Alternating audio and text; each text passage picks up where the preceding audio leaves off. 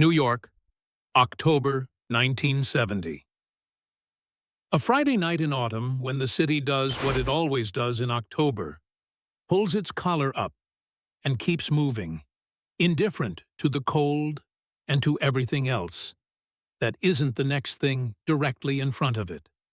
Madison Square Garden stood on 7th Avenue the way it always stood, a building that has no interest in being beautiful, because it has never needed to be. A building whose only purpose is to contain the particular electricity that human beings generate when they gather in large numbers to watch other human beings do something at the absolute limit of what human beings can do. Tonight, that electricity had been building since the afternoon, when the ticket holders began arriving and the scalpers began working the sidewalk outside, and the vendors began selling programs that contained the photograph of two men who had trained for months in separate gyms, in separate parts of the city, for the specific purpose of standing in the same ring tonight, and determining which of them was better at the oldest and most direct form of human argument. The marquee outside said Heavyweight Championship. It did not need to say more. In New York, in 1970, those two words were sufficient. They drew 20,000 people through the turnstiles and into the red velvet seats and the standing room along the back walls, and the press rows at ringside where the journalists sat with their notebooks and their particular professional detachment that lasted approximately until the first serious punch landed and then dissolved like everything else in the presence of something real. The air inside the garden smelled the way the garden always smelled on fight nights, popcorn and cigarette smoke, and the collective perspiration of 20,000 people who had been anticipating something for weeks and were now in the room where it was going to happen and could feel the difference between anticipation and imminence in their chests. Outside on 7th Avenue, the October wind moved through the gap between the buildings with the efficiency of a city that has been doing this for 100 years and knows every shortcut. Inside, none of that existed. Inside, there was only the ring and the light above it, and the 20,000 people arranged in concentric rings of anticipation around it. Bruce Lee had arrived at 7:15 and found his seat in the 4th row from the ring on the east side of the arena. He had come alone. He had been in New York for 3 days on business that had nothing to do with boxing, and had been given the ticket by a promoter he knew slightly, who had said simply that the fight was worth seeing. Bruce Lee had agreed without particular enthusiasm. He had seen fights before. He understood boxing the way he understood all fighting systems, completely and without sentiment, as a collection of principles and mechanics that could be examined and learned from regardless of whether they aligned with his own approach. He settled into his seat with the particular stillness of someone who is capable of waiting indefinitely without the restlessness that afflicts most people in crowds. Around him the garden filled and the noise built, and the preliminary bouts came and went, and the crowd grew louder with each bout, and Bruce Lee watched everything with the same expression. Neutral, complete, present. In the seat directly to his right, a retired postal worker from Brooklyn named Frank Ciccone had brought his grandson to his first ever boxing match and was explaining the rules in a low voice that Bruce Lee could hear but chose not to listen to. To his left, 2 seats over, past an empty seat, Rosa Delgado sat with her hands folded and her best coat buttoned and her son's photograph in her purse. The main event was scheduled for 10 rounds with the heavyweight championship belt at stake. The champion was a man named Jack Morales, known professionally as Iron Jack, a designation that had been given to him 7 years earlier by a sports writer who had watched him absorb 3 consecutive left hooks from a man who had previously knocked out 11 consecutive opponents and remained not only standing, but apparently unmoved, and had decided that iron was the only material whose properties adequately described what he had witnessed. Morales was 31 years old and had been fighting professionally since he was 19 and had compiled in those 12 years a record of 31 wins and 0 losses, 24 of those wins by knockout. A statistic that told you something specific and important about the kind of fighter he was. He was 6 feet 4 inches tall and weighed 220 pounds on fight night, a weight achieved through a training regimen that his own cornermen described privately as inhuman, and that Morales himself described as the minimum necessary. He had been heavyweight champion for 3 years. He held the title the way certain men hold things they have worked for, with the specific possessiveness of someone who understands that what they have was not given to them and will not be easily taken. His challenger was a young fighter from the Bronx named Carlos Delgado, 24 years old, 14-2, who had been described by every serious boxing writer in New York as the most legitimate threat Morales had faced since winning the title. Delgado was not as large as Morales, and not as experienced, but was faster, and had in his corner a trainer named Eddie Vega, who had spent 18 months studying Morales's fighting patterns and believed he had found something. The fight was expected to be close. The crowd had paid significant money for the expectation of close. In the press rows, 3 of the most respected boxing journalists in the country had their notebooks open and their predictions written and were prepared to be wrong about all of them, which is the condition that serious boxing journalism requires you to be comfortable with. Eddie Vega, Delgado's trainer, arrived at the arena at 6 o'clock and spent 45 minutes walking the perimeter of the building before going to the locker room. He had prepared his fighter for every scenario he could imagine. What happened at 8:45 was not a scenario he had imagined. At 8:45, 45 minutes before the scheduled start of the main event, Jack Morales came out of his locker room and walked to the ring. This was not unusual. Champions sometimes entered the arena early, before their challengers, to receive the crowd's welcome and to establish the psychological advantage of territorial possession, the ring as their domain into which the challenger would later intrude. What was unusual was that Morales did not go directly to his corner. He stood in the center of the ring for a moment, hands on the ropes, looking out at the 20,000 people filling the seats.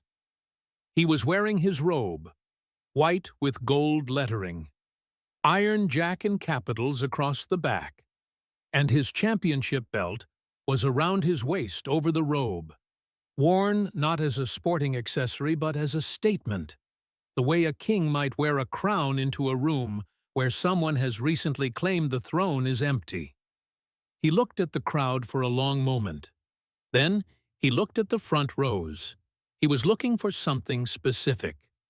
The people in the front rows understood this, and the specific discomfort of being looked for by a man like Jack Morales moved through them like a small, cold wind. In the 4th row on the east side, 2 seats to Bruce Lee's left, a woman named Rosa Delgado sat with her hands folded in her lap, and her back straight, and her face showing the controlled anxiety of a mother who has raised her son to be strong, and is now sitting in the building where his strength is about to be tested against the heaviest opposition it has ever faced. She was 68 years old and had come from the Bronx on the subway wearing her best coat, and she had Carlos's photograph in her purse, and she had been to 4 of his professional fights and had never missed one, and had no intention of missing this one. She did not know that Jack Morales was looking for her. She found out when he pointed. Morales leaned over the ropes on the east side of the ring and pointed at Rosa Delgado with one thick finger and said something that the people immediately around her heard clearly, and that the people farther away could read from his expression and the expression of the people who heard it. He said, "That's Delgado's mother right there." He said it to his corner men who had followed him to the ring, but he said it loud enough for the front rows to hear. Then he said, "She came to watch her son lose." He looked at Rosa as he said it. Rosa looked back at him. She did not look away. She had raised her son in the Bronx and had buried her husband when Carlos was 11 and had worked 2 jobs for 4 years to keep the apartment, and she was not a woman who looked away from things. Morales looked at her for a moment. The expression on his face was the expression of a man who has found something he can use and has decided to use it. He should have gone to his corner. He had established his presence, received his welcome, made his statement. The professional thing, the intelligent thing, the thing that his trainer had told him specifically to do, was to go to his corner and prepare. He did not go to his corner. He walked across the ring to the east side ropes, directly above where Rosa Delgado was sitting, and he leaned over them and looked down at her from his full height and said, "Your son is going to leave here on a stretcher tonight." The people in the immediately surrounding seats went silent. Rosa Delgado looked up at him. She said nothing. Her hands in her lap tightened slightly, but her face did not change. Morales looked at her for another moment. He should have left it there. He had made his point. He had done his psychological work. 20,000 people in the building, the ones who had heard it, had understood what he was doing. It was ugly, but it was not unprecedented. Fighters said things before fights. It was part of the theater. He should have gone to his corner. He did not go to his corner. He drew back his right hand, and he hit Rosa Delgado in the face. It was not a full punch. It was not the punch he threw in the ring, the punch that had knocked out 24 professional fighters, the punch that had earned him the designation Iron. It was a backhanded strike, contemptuous rather than vicious, the kind of blow that is designed to humiliate rather than to damage. But Rosa Delgado was 68 years old and weighed 120 pounds, and the hand that struck her was the hand of a professional heavyweight fighter, and the blow snapped her head to the side and opened a cut above her left eyebrow and knocked her sideways in her seat. The people on either side of her caught her. Her hands came up to her face. Blood came through her fingers. She did not make a sound. She was the only person in the immediate vicinity who did not make a sound. The people around her made sounds. The sounds moved outward through the arena in a wave the way sounds move through large crowds when something has happened that nobody was prepared for.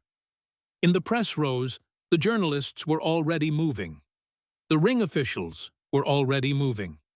The garden security personnel were already moving. 20,000 people who had come to see a boxing match were in the process of understanding that they had seen something else entirely. Something that the contract of a boxing match, the understood agreement between spectators and participants about what would and would not happen, did not cover. 2 seats to Rosa Delgado's right, Bruce Lee stood up. He did not stand up the way people stand up when they are startled or when they are reacting. He stood up the way people stand up when they have decided something, which is a different and more final kind of standing up. The people immediately around him felt the difference before they saw it.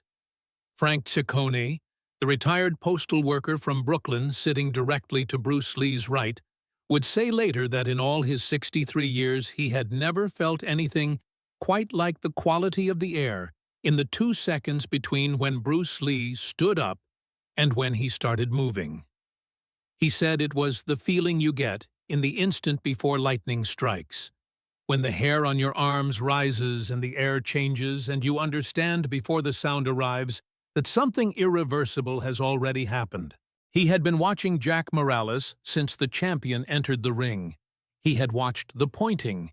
He had watched the words. He had watched Rosa Delgado's face through all of it, the dignity of a woman who has learned not to give difficult men the reaction they are looking for.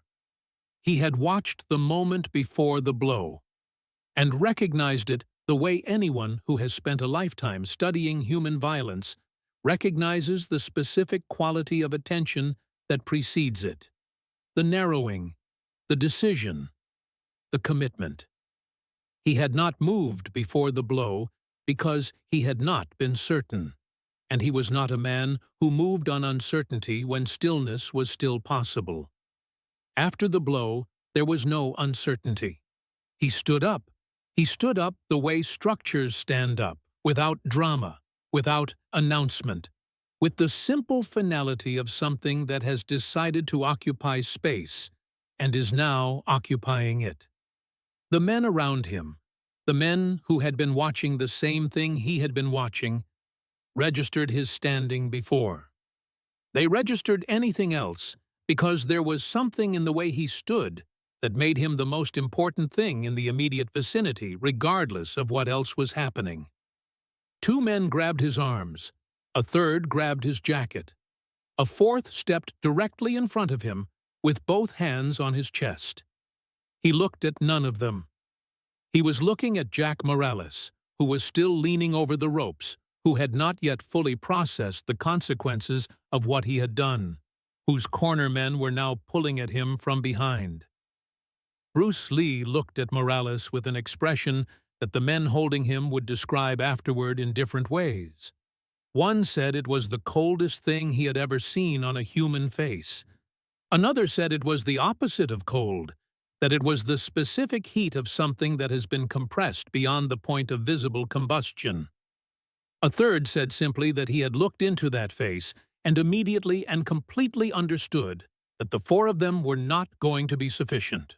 He moved toward the ring with the four men still attached to him. Not violently, not with the thrashing resistance of someone trying to break free. With the steady, inexorable forward movement of something that has a destination and is moving toward it, and regards the resistance as a condition to be managed, rather than an obstacle to be overcome. The four men moved with him because the alternative was to be dragged. His hands found the ring apron. His left foot found the bottom rope. The four men pulled. He pulled forward. For a moment, the five of them formed a single struggling configuration at the ring's edge.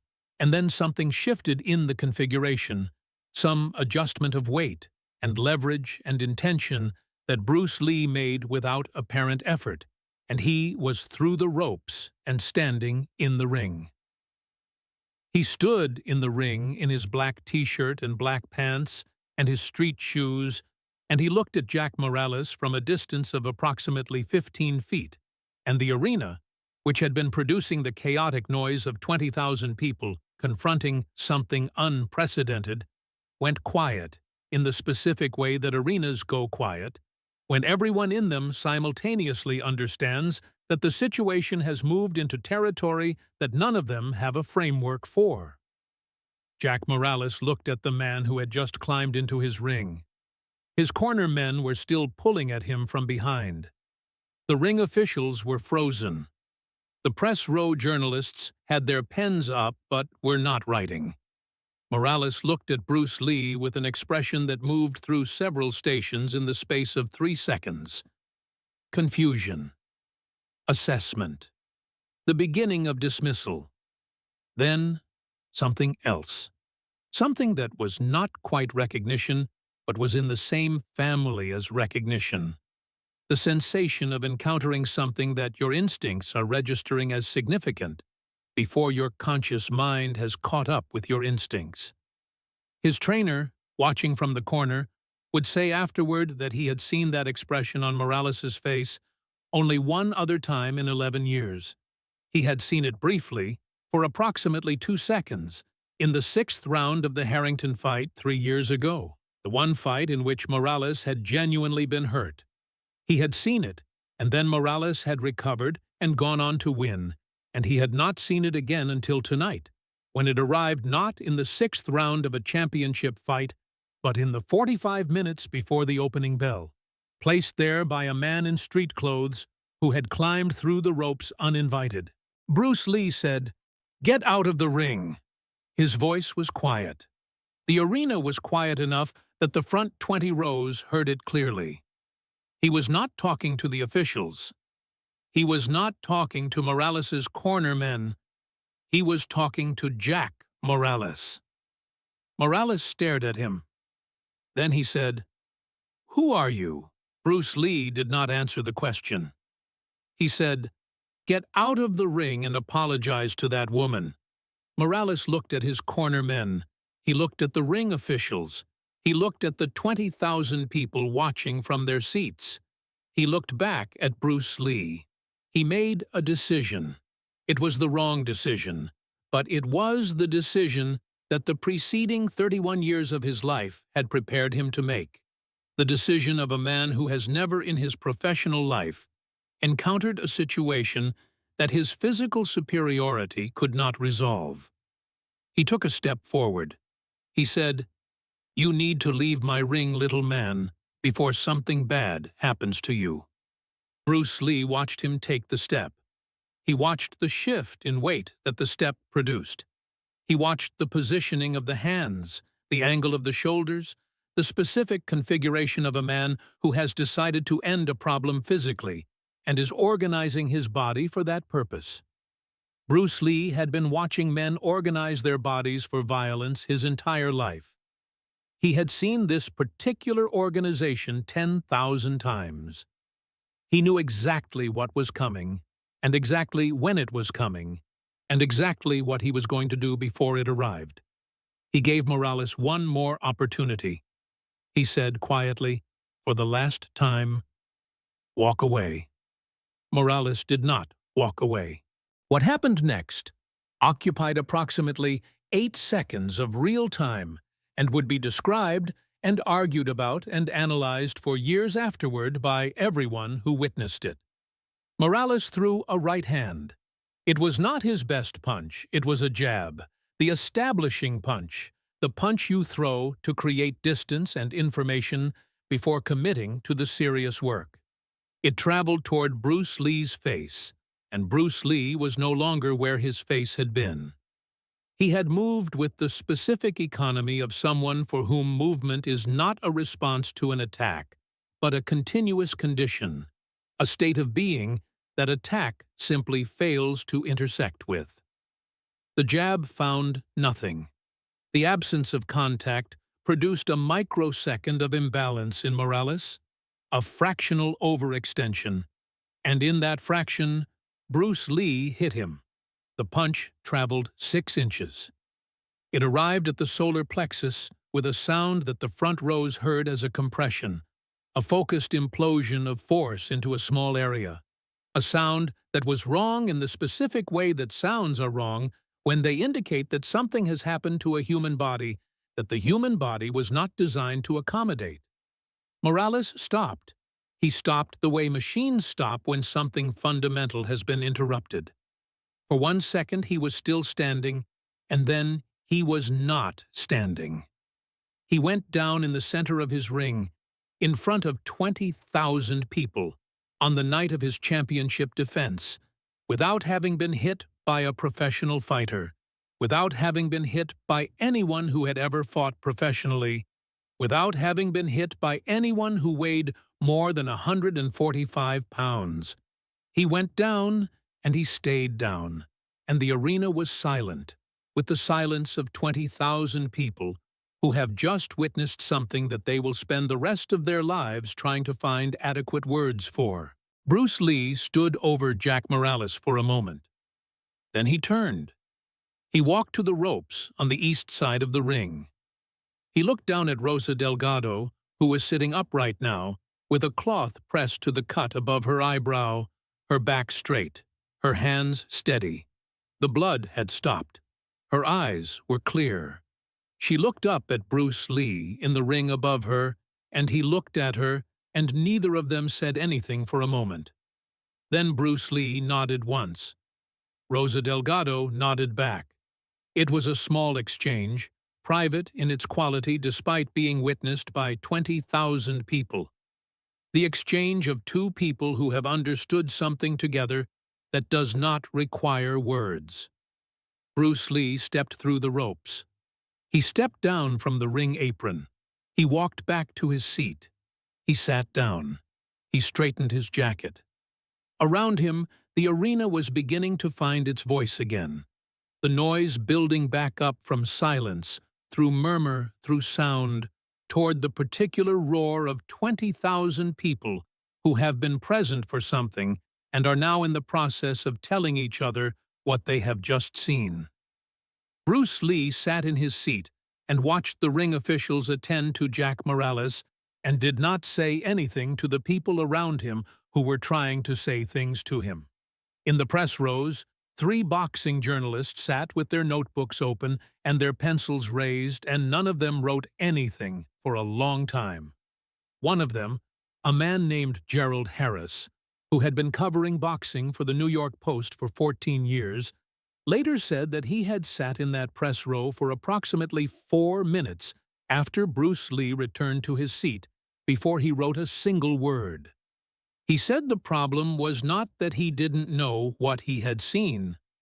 The problem was that everything he had seen had happened in a category that his 14 years of boxing coverage had not given him language for.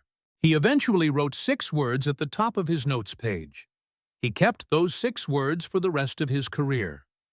He never published them. Carlos Delgado came out for the main event 40 minutes later. His mother was still in her seat in the 4th row.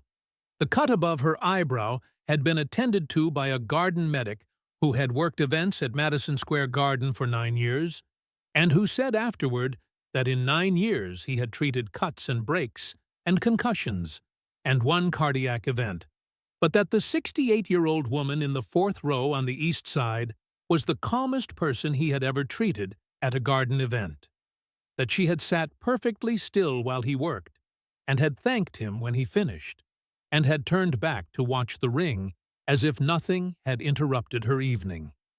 She watched her son fight with the same straight back and folded hands she had arrived with. Carlos Delgado won the heavyweight championship that night by decision over 10 rounds against a champion who fought the entire fight with something missing from the center of his certainty, something that had been removed 8 seconds before the opening bell by a man in a black t-shirt who had come to the garden as a spectator and had left as something that 20,000 people could not name but would not forget. Bruce Lee left the garden at midnight. He walked out onto 7th Avenue and into the October cold, and the city moved around him the way it always moves, indifferent and continuous and honest. And he walked 2 blocks and hailed a cab and went back to his hotel and ordered room service and went to sleep. Rosa Delgado went home to the Bronx on the subway with her son's championship belt.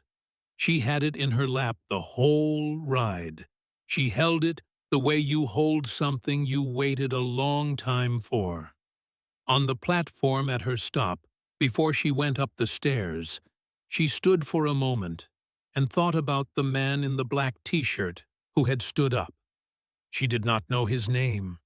She had not asked. Some things, Rosa Delgado had learned in 68 years, do not require names to be real. Frank Ciccone went home to Brooklyn that night with his grandson and sat at the kitchen table and tried to explain to the boy what they had seen. The boy was 9 years old and wanted to talk about the championship fight, about Carlos Delgado and the new belt and the 10th round. Frank let him talk. When the boy finally went to bed, Frank sat alone at the kitchen table for a while with his coffee. He thought about the man in the black t-shirt who had stood up when nobody else stood up and had moved through 4 grown men like they were weather and had climbed into a heavyweight champion's ring in street clothes and had done what needed doing and had then walked back to his seat and sat down and straightened his jacket. Frank Ciccone had been a postal worker for 31 years and had seen a great many things delivered to a great many doors, and had learned that the most important deliveries are often the ones nobody ordered. He did not sleep well that night. He lay in bed in Brooklyn with the ceiling above him and thought about what he had seen and could not find a way to make it fit into the categories his 63 years had given him. It was not courage, because courage requires fear, and the man in the black t-shirt had not appeared to be afraid. It was not anger because anger is loud and hot, and the man in the black t-shirt had been quiet and something beyond temperature. It was not standing up for something because standing up for something implies a choice, and the man in the black t-shirt had not appeared to be choosing. He had appeared to be doing the only thing available to him given what he was. Frank Ciccone fell asleep sometime after 2 in the morning, still thinking about it. He never fully stopped.